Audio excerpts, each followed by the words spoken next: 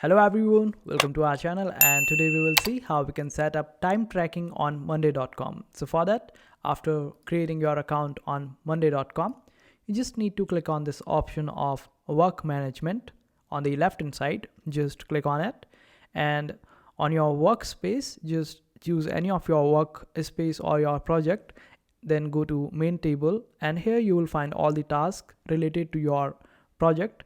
Then just simply click on this option of plus icon over here, and it will basically add a column over here. So we will just click on it, then we will click on this option of more columns, then scroll down, or you can just search up for a time tracking over here directly. But if you don't want to, then just scroll down a little bit, and in the section of board power-ups you will be able to find this option of time tracking.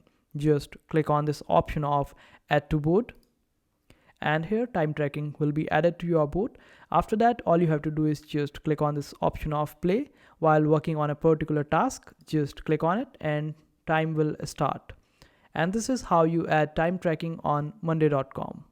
I hope this video was helpful. If you still need any help, you can always comment down below. We will be happy to help you out. Make sure to hit that like button and also subscribe to our channel for more helpful videos.